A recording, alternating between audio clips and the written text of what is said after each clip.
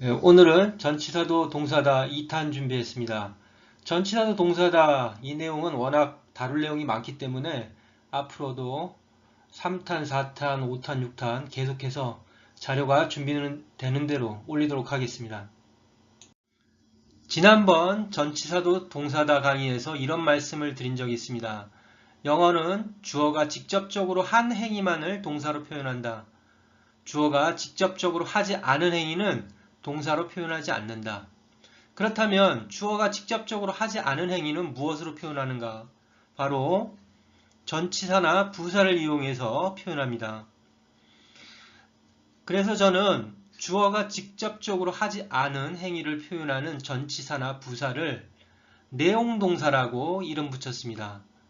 주어가 직접적으로 하는 순수한 행위는 주어의 순수한 행위는 행위동사라고 이름을 붙였고 주어가 직접적으로 하지 않은 행위를 표현하는 전치사나 부사는 내용동사라는 이름을 붙였습니다. 행위동사는 말 그대로 주어의 순수한 행위만을 표현합니다. 주어의 몸동작 이런 것들을 순수한 주어의 행위만을 표현하는 것이고 내용동사는 문장의 내용을 표현하는 것입니다. 문장의 기본 내용이 어떤 건지를 바로 표현하는 것이 내용 동사가 되겠습니다. 그래서 내용 동사만 보면 문장의 기본 내용이 어떤지를 알 수 있는 경우가 있습니다. 여기에는 지금 주어의 직접적인 행위는 표현되어 있지 않습니다. 하지만 내용 동사만으로 이 문장의 기본적인 내용을 짐작해 볼 수는 있습니다. 책을 책상에 놓는다. 그런 내용이 되겠죠. 또 책을 가방에 넣는다. 이런 내용이 될 것입니다. 만일 이 주어의 직접적인 행위, 이 동사의 자리에 throw가 들어간다면 던져서 책을 책상에 놓는다. 이런 내용이 되겠고 던져서 책을 가방에 넣는다. 이런 내용으로 이해할 수 있을 것입니다. A to the hospital 하면 A가 병원에 간다는 그런 내용입니다. 하지만 A가 이렇게 목적어 자리에 있게 되면 A를 데리고 병원에 간다는 그런 내용이 되겠죠. 만약 이 자리에 drive가 라는 동사가 들어간다면 A가 운전해서 병원에 간다는 내용이 되겠고 만약 이 자리에 drive가 들어간다면 주어가 운전해서 A를 데리고 병원으로 간다는 그런 내용이 될 것입니다. 만약에 여기가 work가 들어간다면 주어가 걸어서 A를 데리고 병원으로 간다. 만약에 hurry가 들어간다면 주어가 서둘러서 A를 데리고 병원으로 간다는 그런 내용이 되겠죠. 만약에 이 자리에 stagger가 들어간다면 A가 비틀거리며 병원에 간다는 얘기가 되겠고 take a 택시가 들어간다면 A가 택시를 잡아 타고 병원에 간다는 내용이 되겠죠. wear a black suit가 들어간다면 검은 정장을 입고 병원에 간다는 얘기가 되겠고 push a cart가 들어간다면 카트를 밀며 병원에 간다는 얘기가 되겠죠. 아니면 follow her가 들어간다면 그녀를 쫓아 병원에 간다는 그런 내용이 될 것입니다. A 동사 from the building 한다면 A가 빌딩에서 나오는, 빌딩으로부터 오는 그런 내용이 되겠죠. 반면에 A가 목적어 자리에 가 있게 되면 A를 데리고 빌딩에서 나오는, 빌딩으로부터 오는 그런 내용이 될 것입니다. A가 주어 자리에 있게 되면 A가 방에 들어가는 것이고요. 목적어 자리에 있게 되면 A를 데리고 방으로 들어가는 그런 내용이 되는 것이고요. A 동사 over the wall 하면 A가 담을 넘는 것이고 이게 목적어 자리에 있게 되면 A를 담을 넘게 하는 것이죠. 첫 번째 예문을 보시면 The driver had to be cut from the wreckage라고 되어 있습니다. 그 운전자가 잘려야만 했다는 내용인가요? 운전자를 잘랐을 리는 없을 테니까 이 문장을 이해하기 쉽도록 일단 구조대원들을 주어로 해서 능동태 문장을 바꾸고 난 뒤에 내용동사를 먼저 봤습니다. 내용동사가 the driver from the wreckage입니다. 그러니까 사고 차량, the wreckage 하면 이 사고 차량의 잔해를 말하는 것이죠. 사고 차량의 잔해에서 운전자를 데리고 나왔다는 내용이죠. 이게 the driver from the wreckage 하면 그 사고 차량 잔해에서 운전자를 데리고 나왔다는 그런 내용이 되는 것입니다. 그리고 주어가 순수하게 한 행위는 컷이 되는 것이죠. 물론 운전자를 컷한 건 아니고 사고 차량을 컷했겠죠. 사고 차량을 자르고 운전자를 구출한 것이죠. 비록 운전자를 자른 것은 아니지만 이 자리에 컷을 쓸 수밖에 없는 것은 주어가 한 순수한 행위가 바로 컷이기 때문입니다. 그리고 구출한 것은 그 컷한다는 이런 행위 동사의 내용이 되는 것이죠. 순수하게 한 행위는 사고 차량을 자르는 것이었고 그 사고 차량을 자름으로써 만들어낸 내용이 바로 The driver from the wreckage, 그 사고 차량의 잔해에서 운전자를 데리고 나온 것, 즉 구출한 것이 그 행위의 직접적인 행위의 내용이 되는 것이고요. 그래서 첫 번째 예문은 그 운전자는 사고 차량을 자르고 나서야 사고 차량의 잔해에서 구출될 수 있었다라는 그런 내용이 되겠습니다. 예, 여기 예문이 있는데요. 우선 문장의 기본적인 내용을 알기 위해서 내용 동사를 먼저 보도록 하겠습니다. 내용 동사가 into the Gulf of Mexico니까 걸프만으로 들어간다는 그런 내용이죠. 걸프만으로 들어가는데 주어가 무엇이냐면 미시시피 강입니다. 미시시피 강이 걸프만으로 들어간다라는 그런 내용인데 문맥상 플로우가 제일 적당하겠죠. 미시시피 강이 흘러서 걸프만으로 들어간다는 이런 플로우가 가장 적당한데 여기서는 empty를 썼습니다. 마치 자신을 비우고 멕시코만으로 들어간다 이런 느낌에서 empty를 쓴 것이 아닌가 그런 생각이 듭니다. 하지만 기본적인 의미는 플로우라고 생각하시면 되겠습니다. 첫 번째 예문을 보시면 첫 번째 예문의 내용 동사는 out of entire fortune입니다.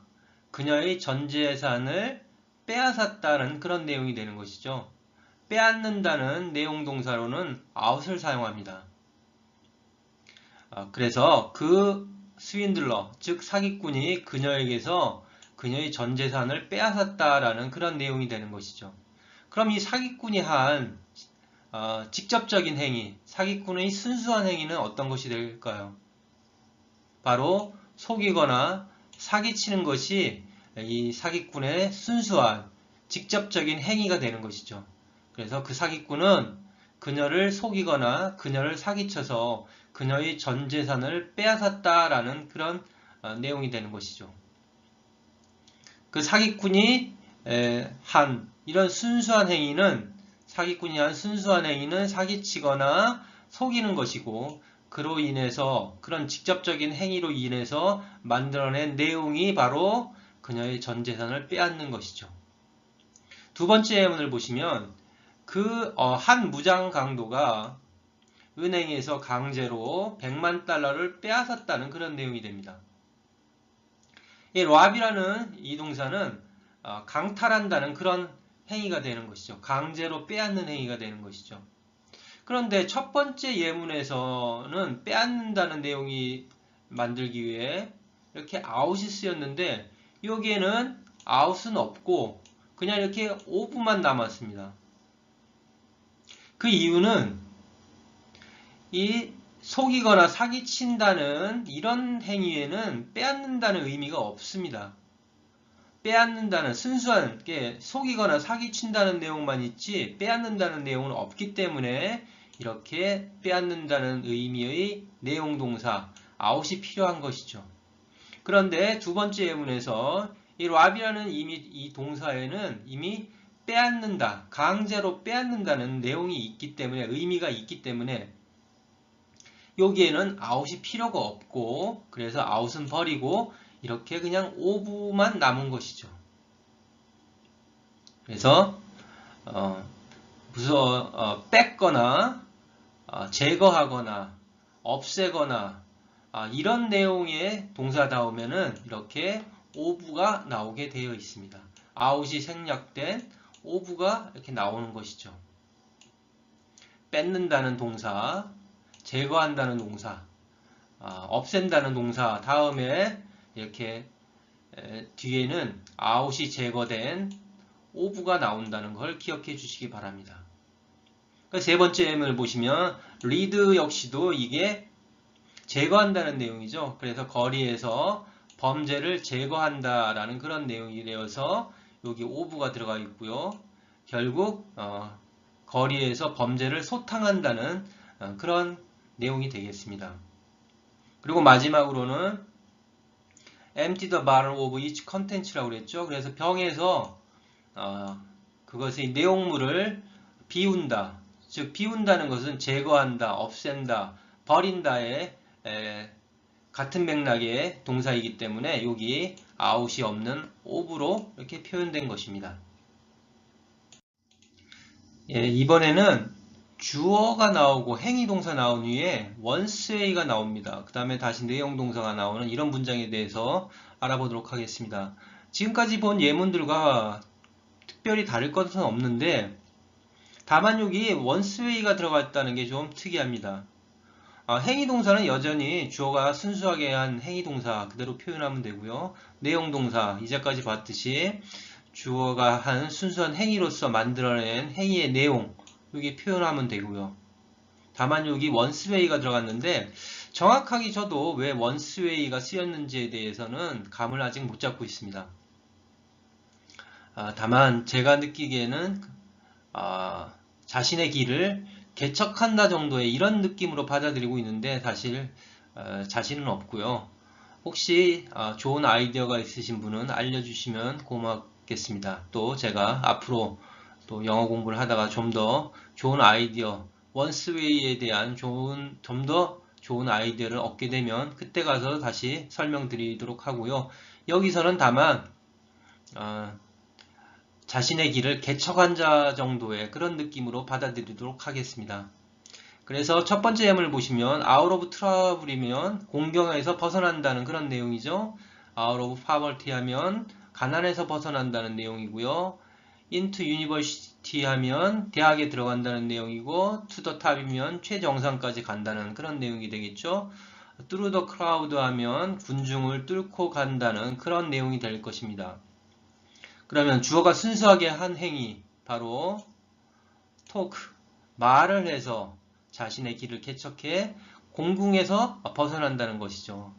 말 잘하는 사람들을 보면 어떤 공궁에 처해도 그 말로 사바사바해서 자신이 처한 공궁에서 벗어나고는 하죠. 그런 내용입니다. 그 다음에 두 번째는 결혼해서 부잣집 남자와 결혼해서 자신의 길을 개척해 가난에서 벗어난다. 이런 내용이 되겠고요. 대학은 가고 싶은데 실력이 없으니까 뇌물을 주고 자신의 길을 개척해 대학에 들어간다는 그런 내용이 되고요. 열심히 일해서 자신의 길을 개척해서 정상까지 간다는 그런 내용이 되겠습니다. 그 다음에 마지막으로는 사람들을 밀어제치어서 나의 길을 개척해 군중을 뚫고 간다는 그런 내용이 되겠습니다.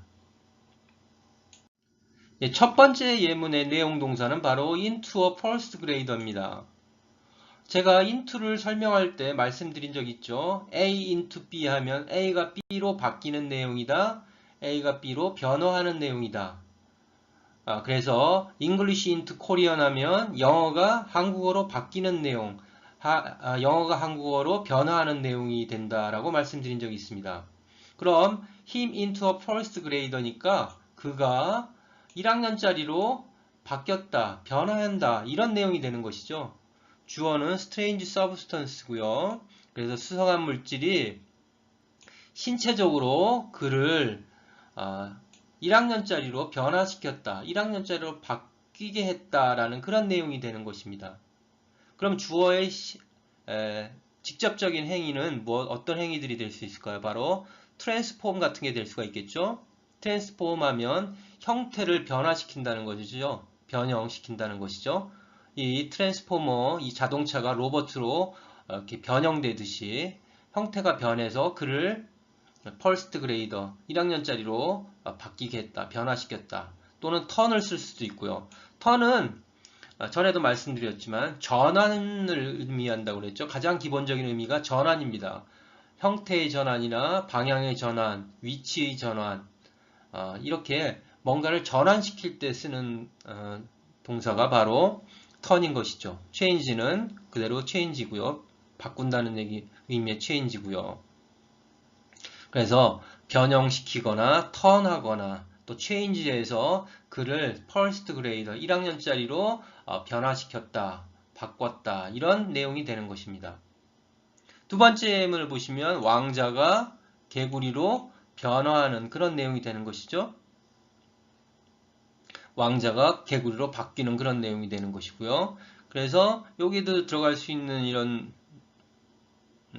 주어의 직접적인 행위는 트랜스폼이나 턴, 체인지가 될 수 있고 그로우도 문맥상으로는 쓸 수가 있겠죠. 그로우는 이렇게 되는 것이죠. 이렇게 하루하루 다르게 이렇게 되는 것이 그로우죠.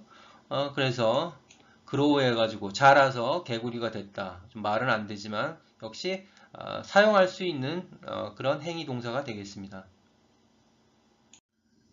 나는 양말을 벗었다라는 우리말이 있습니다.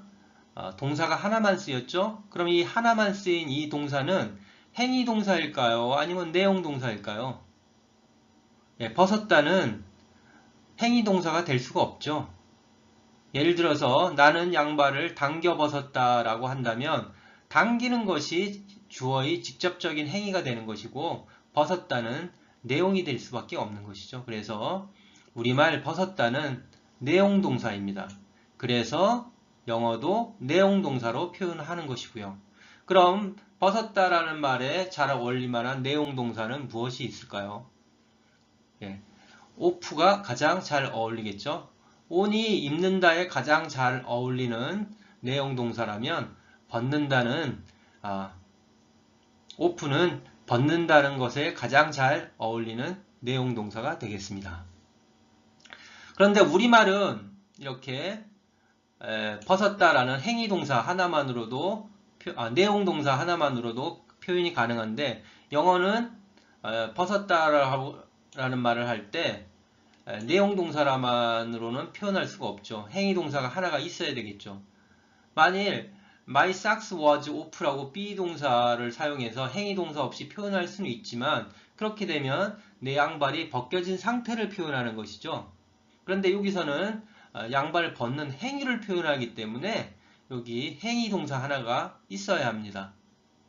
그 행위 동사로 제일 많이 쓰이는 것이 take죠.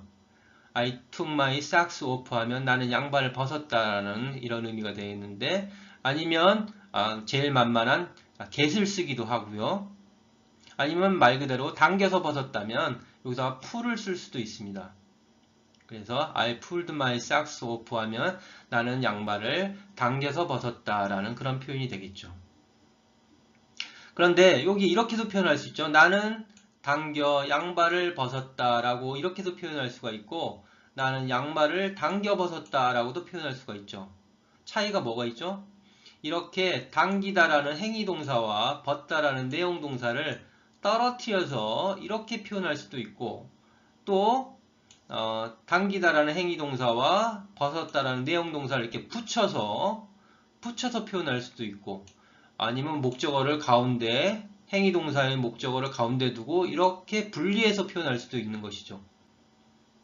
그렇듯이 우리말이 이렇듯이 영어도 마찬가지입니다. 영어도 행위 동사와 내용 동사를 분리시키고 가운데 행위 동사의 목적어 이렇게 분리시켜서 표현하는 것도 가능하고요.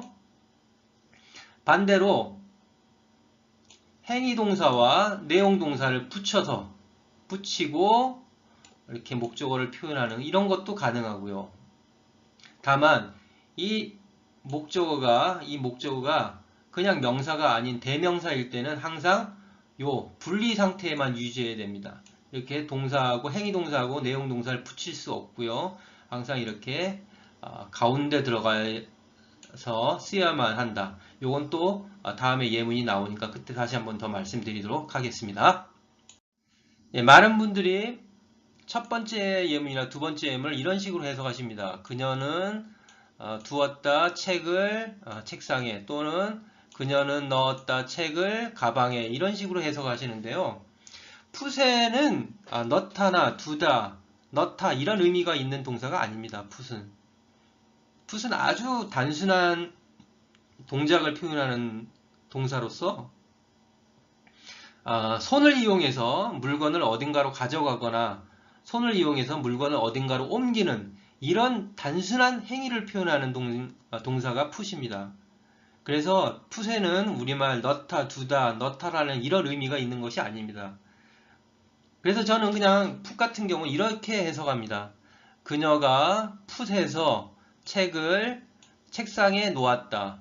그녀가 풋에서 책을 가방에 넣었다. 이런 식으로 해석을 하는 것이죠. 왜? put, take, get은 우리말로 해석하면 해석이 안 되는 그런 동사들입니다. 물론 문맥에 맞춰서 해석이 부드럽게 자연스럽게 해석하다 보면 뭐 취하다든가 얻다, 두다 뭐 이런 식의 해석이 가능할 수는 있습니다만 근본적으로는 take는 해석하기가 너무 단순한 그런 의미를 가지고 있는 동사라 우리말로는 해석이 거의 불가능한 동사들입니다. 그래서 그냥 풋은 풋했다, get은 get했다, take는 take했다 라는 식으로 이해하는 것이 오히려 더 바람직하다고 저는 말씀드리고 싶습니다. 그리고 또 한 가지 더 말씀드릴 것은 우리말 넣다, 두다 또는 놓다 이런 동사들은 행위동사로는 표현될 수 없는 우리말 동사들입니다. 아까 좀 전에 보았을 때 양발을 벗다가 행위동사가 아닌 내용동사이듯이, 그래서 영어로도 내용동사로 표현해야 하듯이 넣다, 두다, 놓다는 내용동사들입니다. 내용동사들이어서 영어로는 행위동사로 표현할 수 없는 것들입니다. 그래서 역시 영어에서는 넣다, 두다, 놓다는